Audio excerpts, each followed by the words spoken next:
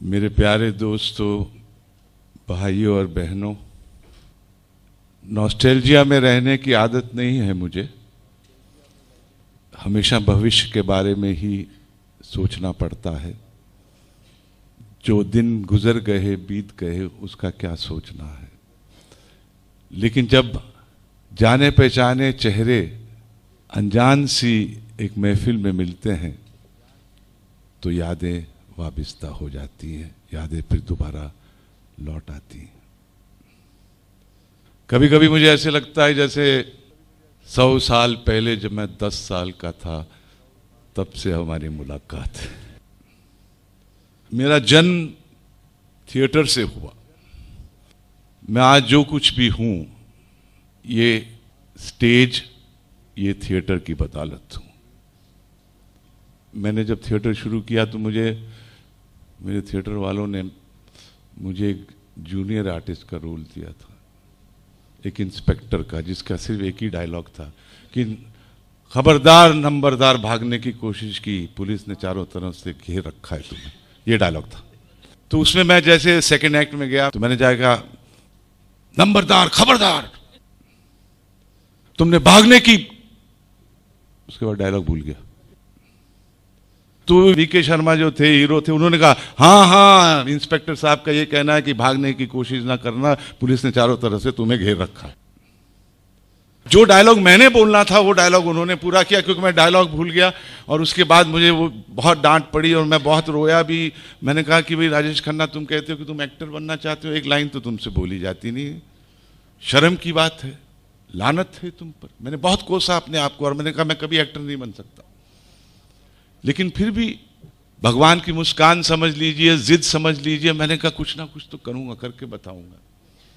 मैं जब फिल्मों में आया तो मेरा कोई गॉडफादर नहीं था, कोई मेरे फिल्म में कोई रिश्तेदार या कोई मेरे सर पर हाथ रखने वाला नहीं था।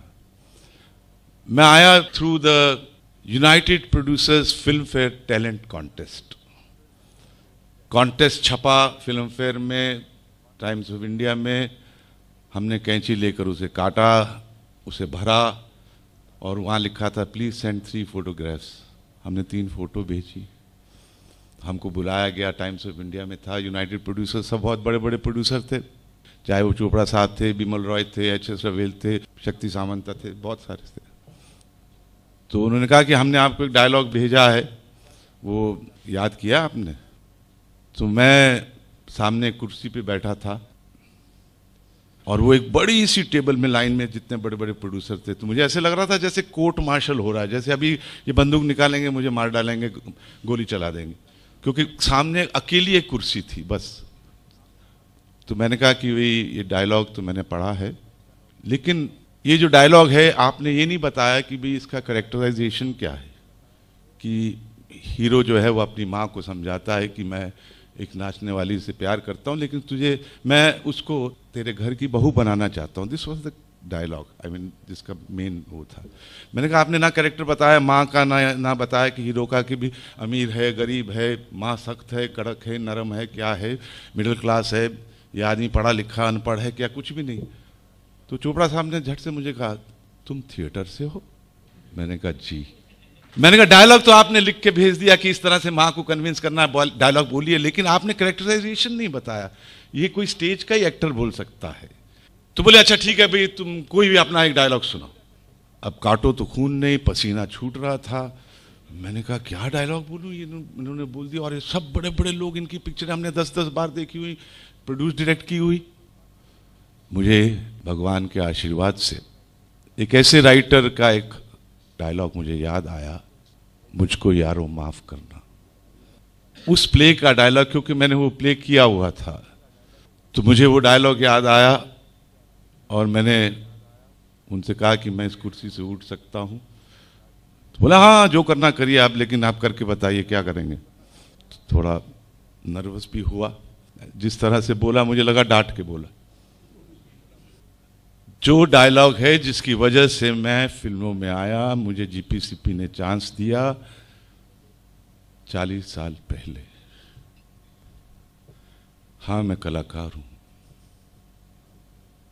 हाँ, मैं कलाकार हूं, क्या करोगे मेरी कहानी सुनकर। आज से कई साल पहले होने के बहाने से एक ऐसा प्याला पी चुका हूं जो मेरे लिए जहर था, औरों के लिए अमृत।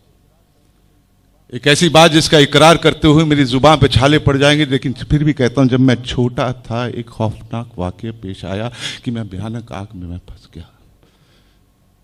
जब जिंदा बचा तो मालूम हुआ कि मैं बदसूरत हो गया हूं, जैसे सुहानी सुबह डरावनी रात में पलट गई हो। मैं बाहर जाने से घबराने लगा, घर पर बैठकर गीत बनाने लगा। जितना ही भयानक था मेरा चेहरा, उतने ही मधुर थे मेरे गीत। दुनिया ने मुझे दुत्कारा, लेकिन मेरे गीतों से प्यार करने लगी और मैं चिल्लाता रहा कि तुम्हें चांदनी रातों से मोहब्बत और मैं आंखों से बरसाता हूं सितारे। मेरे गीतों ने हजारों को लूटा, मेरी मुलाकात की मिन्नतें होती रही, पर मैं किसी से ना मिलता। एक दिन एक खत आया, मैंने तुम्हारे गीतों में शांति पाई, अगर मुलाकात ना दोगे न जाने क्या कर बैठूंगी। मुझे लगा ये खूबसूरत हसीना, इसे बुलाऊं और अपना ये बदसूरत चेहरा दिखाकर पूरी ताकत से इंतकाम लूं। मैंने उसे बुलाया, वो आई, कितनी खूबसूरत और हसीन, शबनम से भी मुलायम, और मैं जैसे मासूम के सामने मायूसी। मैं चेहरा छुपा के बातें करता रहा। मेरे गीत शुभ में थे और उसके गीत जुबान पर मैंने शादी का प्रस्ताव पेश किया और वो खुशी से बोली, हाँ मुझे मंजूर है। मैं खुद सहम गया। मैंने चिल्लाकर पूछा, कौन हो, कहां से आई हो तुम? उसने धीरे से आंसू बहाते हुए कह दिया कि मैं तो एक अंधी हूं। मैंने उसकी आंखों में देखा, उसकी आंखों में इश्क था। तब मैंने कहा, जो तेरी निगाह का बिस्मिल नहीं, वो कहने को दिल तो है मगर दिल नहीं। फिल्मों में आ तो गया, लेकिन आने के बाद वो खूबसूरत कामयाबी की सीढ़ी चढ़ने का मौका, ये सहरा तो आपके सर है कि आप हैं जिन्होंने मुझे एक्टर से स्टार बनाया, स्टार से सुपरस्टार बनाया। किन अल्फाजों में आपका शुक्रिया अदा करूं मुझे समझ में नहीं आता। प्यार आप मुझे भेजते रहे, प्यार वो मुझे मिलता रहा, लेकिन उस प्यार को मैं कभी वापस लौटा नहीं पाया। लेकिन जो भी कहना चाहूंगा, जिन अल्फाजों में भी मैं आपका शुक्रिया अदा करना चाहूंगा, वो मेरे दिल की सच्चाई होगी, मेरी ईमानदारी होगी, मेरा ज़मीर होगा। आज मेरा दिल हल्का हुआ आपसे गुफ्तगू करके, बात करके, और आपका मैंने शुक्रिया अदा किया। मुझे खुद को अच्छा लग रहा है कि चलिए इस बहाने आपसे मुलाकात हुई। किसे अपना कहे कोई इस काबिल नहीं मिलता, किसे अपना कहे कोई इस काबिल नहीं मिलता। या पत्थर तो बहुत मिलते हैं लेकिन दिल नहीं मिलता। तो दोस्तों, आपका एक हिस्सेदार मैं भी हूं, और जैसे मैंने पहले भी कहा कि आपने अपना कीमती वक्त निकालकर, आपका ये प्यार था जो आप यहाँ मौजूद हुए और इतनी भारी संख्या में। तो मैं यही कहूँगा कि बहुत बहुत शुक्रिया, थैंक यू, और मेरा बहुत बहुत सलाम।